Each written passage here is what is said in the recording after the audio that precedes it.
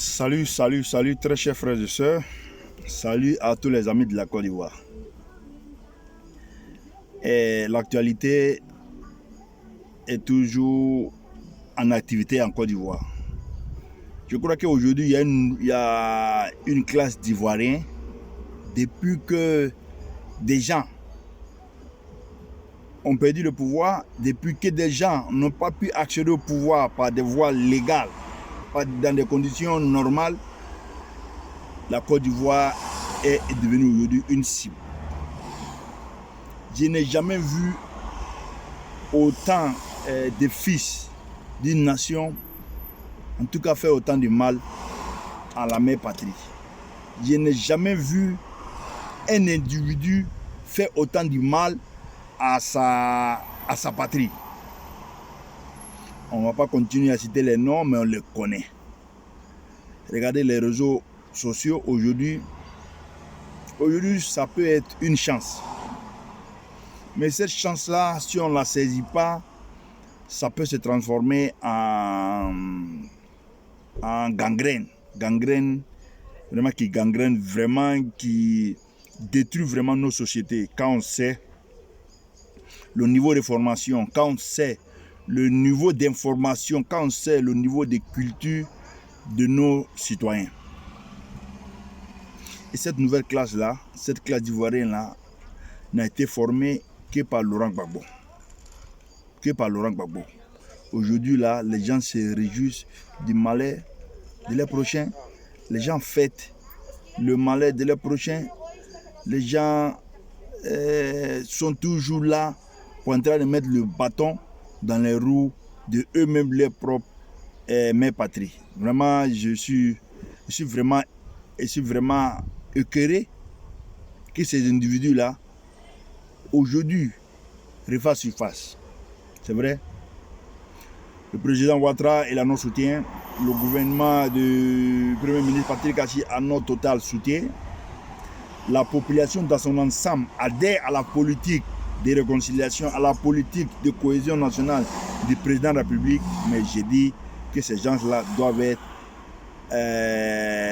interpellés. Ces gens-là, en tout cas, il faut couper l'herbe sous les pieds.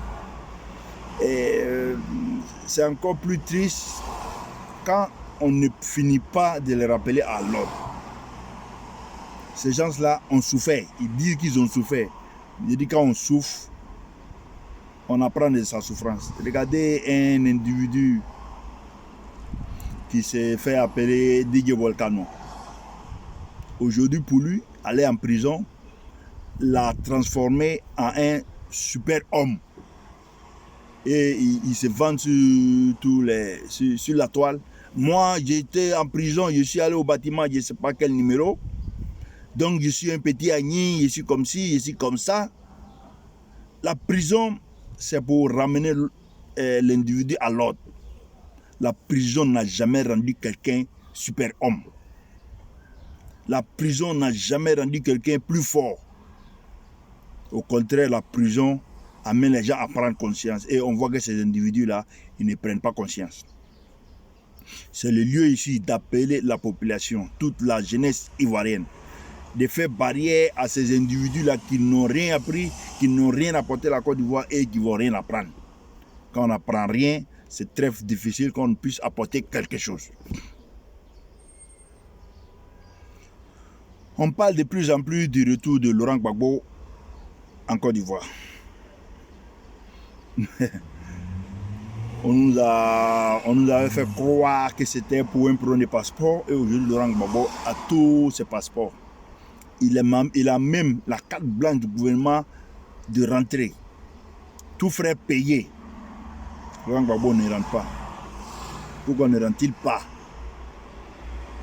Ça me fait rire parce que les informations que nous avons, Laurent Gbagbo ne veut pas rentrer. Laurent Gbagbo sait qu'est-ce qu'il doit. Laurent Gbagbo sait ce qu'il doit à la population. Laurent Gbagbo sait qu'il doit une explication. Il doit, comme on le dit, on a fait le pour peu le compte entre rentrer et ne pas rentrer. Et aujourd'hui, ce qui pèse dans la balance de Laurent Gbagbo, ce n'est pas rentrer. Laurent Gbagbo n'est pas prêt à rentrer. Toutes les conditions sont réunies pour qu'il rentre. Tout est fait pour qu'il rentre. Mais pourquoi est-ce que les Ivoiriens, ses partisans, ceux qui se disent go, vraiment des tarés, est-ce qu'ils se sont une fois posé la question de savoir pourquoi jusqu'à présent Laurent Gbagbo ne rentre pas? Ou bien, pour qu'il rentre, il faut qu'on fasse une fête. Quand on sait les conditions dans lesquelles il est parti, il dit que la société ivoirienne a mûri. Ces gens-là ne pourront rien apporter à la Côte d'Ivoire. Je l'ai déjà dit dans plusieurs de mes vidéos et ils n'apporteront rien. Regardez des gens qui disent qu'ils ont souffert. Des gens qui disent, voilà, on a été chassé du pouvoir. Mais regardez, depuis 10 ans, le FPI n'a rien fait. Rien du tout. On ne parle même pas d'activité de parti. Mais sur le plan social, sur le plan humain, sur le plan de cohésion, sur le plan de la réconciliation, le FPI n'est pas prêt à aller apporter quelque chose aux Ivoiriens. Le FPI ne peut rien apporter aux Ivoiriens. Ça, ça a été prouvé et les gens continuent de le prouver. On n'a pas forcément besoin de te pouvoir pour apporter quelque chose à la nation. On n'a pas forcément de te pouvoir pour amener ses partisans à se gayer. Depuis 10 ans, ces gens-là ne font que amener la tristesse d'abord à leurs partisans. Quand on voit la querelle qui existe entre eux dedans là-bas, Simon Gbagbo, Assou Adou, tout ça là c'est des chanteurs. Pascal Avingeza, c'est des chanteurs. Le maître d'orchestre c'est Laurent Gbagbo. C'est Laurent Gbagbo qui crée tous ces désordres-là au sein du FPI ou de EDS, je ne sais pas. Mais regardez, à la veille des élections, ils vont créer EDS, tout simplement parce qu'ils ont besoin d'argent. Il faut qu'on ait 2 ou 3 députés, ou il faut qu'on ait des députés pour pouvoir avoir un peu d'argent. Quand on sait tout ce qu'ils ont pu détourner, tout ce qu'ils ont pu voler des deniers publics en Côte d'Ivoire, ces gens-là aujourd'hui n'ont plus rien. Et quand ils n'ont rien fait.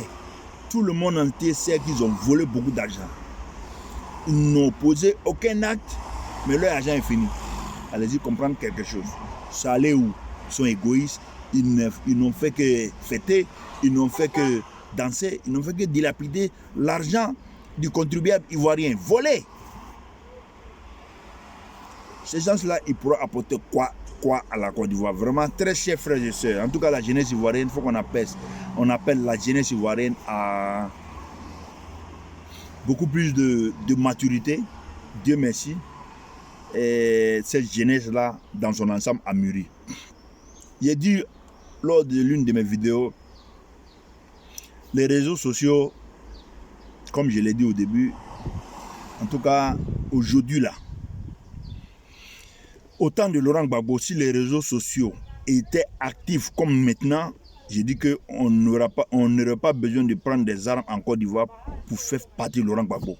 Il serait parti de lui-même parce que sa carence, son impopulisme, sa méchanceté, son ignorance même dans la gestion de la chose publique serait mise à jour, vraiment très tôt. Et nous, on allait être là pour décortiquer le programme de Laurent Gbagbo. Regardez, j'ai eu l'une de mes vidéos, c'est vrai, toutes les vidéos sont sur les réseaux sociaux, où Laurent Gbagbo, dans la boue, il est soutenu comme ça par ses gardes de corps pour qu'il puisse passer dans la boue. Laurent Gbagbo, il y a des vidéos qui le demandent, où il dit, mais tout le monde veut du goudron, mais le goudron coûte cher. Aujourd'hui, on entend des gens inconscients dire qu'on ne mange pas goudron. Et aujourd'hui, là, en son temps, tout le monde réclamait. Mais Laurent Gbagbo a dit aux gens que le goudron coûtait très cher. Donc lui, là, il n'est pas prêt. Laurent Gbagbo nous a dit aussi que lui, il n'a pas pu faire le troisième pont parce que les financiers lui demandaient de faire payant, de faire un poste de péage. C'est pourquoi lui n'a pas pu faire. Ça, c'est comme un chat qui dit non, la souris m'a mordu. Ça, c'est l'incompétence du chat. Laurent Gbagbo dit qu'il n'a pas pu faire le pont parce qu'on lui demandait de faire payer un poste à péage. Donc, c'est pourquoi aujourd'hui, allez-y sur ce troisième pont et vous voyez les citoyens, les usagers de ce pont-là. Tu gagnes en temps, c'est 500 francs. Tu gagnes en carburant. Donc Laurent Gbagbo, pour éviter de faire payer 500 francs aux citoyens, il faisait payer 1000 francs. Parce que quand on fait le tour on passe par 13 villes pour aller jusqu'au pont, pour arriver au plateau. J'ai dit que ce monsieur-là n'a aucune notion de la gestion de la chose publique. On gagnait en infrastructure, on gagnait en temps et on gagnait en économie. Mais Laurent Gbagbo n'a pas vu ça. Dans son camp, personne n'a vu cela. Ces gens-là, comment vous voulez qu'ils nous amènent quelque part? Laurent Gbagbo, la Banque mondiale a financé la Côte d'Ivoire à hauteur de 50 milliards pour l'insalubrité en Côte d'Ivoire. Laurent Gbagbo et son groupe se sont assis sur ça. Nous sommes courants. Et les détournements, les incompétents, les vols sont les gens dans le régime de Laurent Gbagbo. Chers Ivoiriens, la chute de Laurent Gbagbo a été une chance pour la Côte d'Ivoire. Et la chance s'est couronnée par l'arrivée du président Alassane Ouattara, un homme de gestion, un homme de vision. Regardez aujourd'hui où la Côte d'Ivoire est positionnée. Sachons là d'où nous venons. Sachons apprécier le trou dans lequel nous sommes sortis. La Côte d'Ivoire était tombée très bas avec Laurent Gbagbo à la tête de l'État. Regardez Laurent Gbagbo qui dit, lui, il va passer ses vacances à Gaïwa, il va passer ses vacances à San Pedro, à Korogo. Aujourd'hui, arrivé à Gaïwa, c'est Laurent Gbagbo lui-même. Et projetez-vous 10 ans en arrière, ce même Gaïwa là, il était impossible de rallier Oumé à Gaïwa. Il était impossible de rallier Gaïwa à San Pedro. Il était impossible de rallier Gaïwa à Lakota ou à Divo. À l'intérieur même de Gaïwa, je dis bien, c'est ciblé. Chez Laurent Gbagbo, c'était impossible de circuler sans casser un amortisseur, sans casser un pneu, sans être racketté par 20 barrages de policiers et de miliciens. Sachons là d'où nous venons. Sachons interpréter le trou dans lequel nous sommes sortis. Laurent Gbagbo a été un échec total. Un échec total. Sans compter toutes les dérives que ce régime-là nous a servi. On ne passait pas un jour à Abidjan sans qu'il n'y ait un mort, un innocent tué. Dans cette vidéo, je n'ai même pas parlé de Simone Gbagbo parce que ça, c'est l'incarnation du démon. Regardez une première dame. Et revenez en arrière. Une première dame comme Simone Gbagbo. S'il vous plaît, mettez-moi au défi. Dites-moi un acte salutaire que Simone Gbagbo a pu poser pendant qu'elle était Premier ministre. Et jusqu'à aujourd'hui. Comme je l'ai dit, on a été au pouvoir, c'est vrai. On peut comprendre qu'à un certain moment. C'est difficile même à comprendre. Mais on sait qu'à un moment, ils ont été arrogants par le pouvoir. Ils ont été arrogants parce qu'ils ont été méchants parce qu'ils avaient le pouvoir. Ils ne voyaient pas la souffrance des populations. Mais quand on perd le pouvoir, quand on vit cette souffrance-là, comment ne pas arriver à apporter un peu de soulagement, un peu de gaieté dans le cœur de la population? Simone Gbagbo a fait ériger un mur à Bonois pendant les désobéissances, je ne sais pas quoi là même là. Au moment où tout le monde est en train de casser les barrières, mes frères de Benoît, animés par Simon Gbagbo, activés par Simon Gbagbo, ont érigé un mur. La seule voie qui passait même dans les villages, là même pour aller vers l'est. J'ai dit que il faut apprendre des leçons et il faut apprendre de ses erreurs. Ton premier professeur doit être ton erreur. L'erreur que tu as commise doit t'enseigner, mais quand ça ne t'enseigne pas, je dis que c'est difficile de vivre dans une société en bonne intelligence avec ses concitoyens. Laurent Gbagbo n'est pas prêt à rentrer, comme je l'ai dit. Les dernières heures de Laurent Gbagbo au bunker, beaucoup de choses se sont passées. Laurent Gbagbo a confié beaucoup de biens, beaucoup de responsabilités, beaucoup d'argent à son cercle fermé. Et ils sont encore là, à commencer par Simon Gbagbo. Simon Gbagbo n'est pas prêt à faire rentrer, n'est pas pour la rentrée de Laurent Gbagbo en Côte d'Ivoire. Regardez simplement une analyse. Simon Gbagbo est l'épouse en guillemets légale de Laurent Gbagbo. Son compagnon de lutte depuis de nombreuses années. Ils ont géré la Côte d'Ivoire ensemble. Et par les erreurs, Laurent Gbagbo se retrouve à La Haye. Jugé, acquitté. Tout le monde allait rendre visite à Laurent Gbagbo.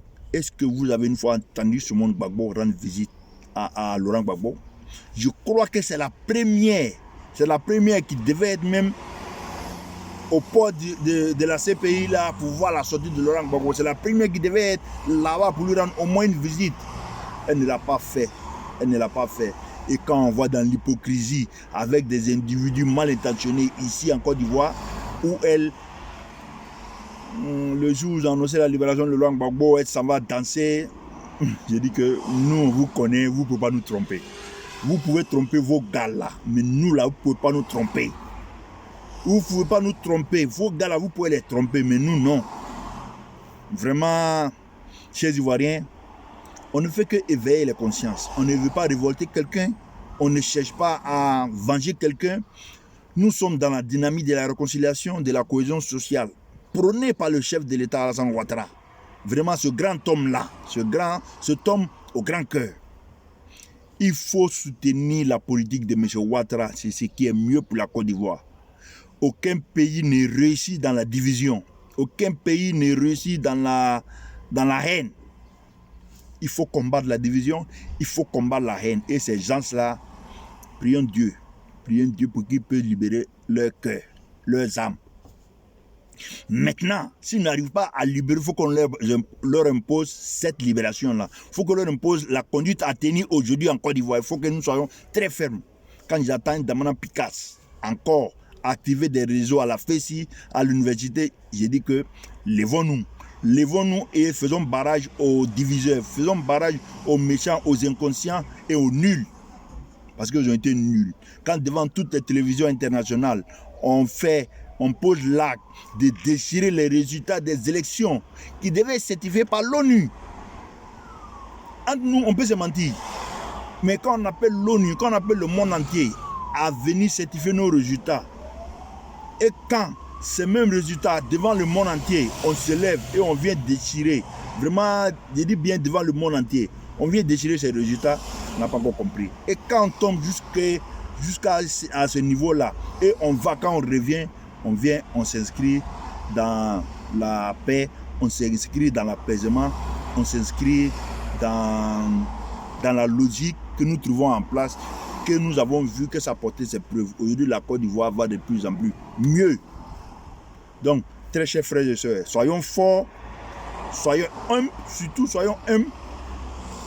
Le combat est mené, le combat va être long, aucun combat ne se gagne facilement. Vraiment, la vérité est dans nos camps. Soutenons la politique de M. Ouattara, soutenons les projets de développement, c'est ce qui est bon pour la Côte d'Ivoire. Très chers frères et sœurs, soyons unis dans la discipline et le travail.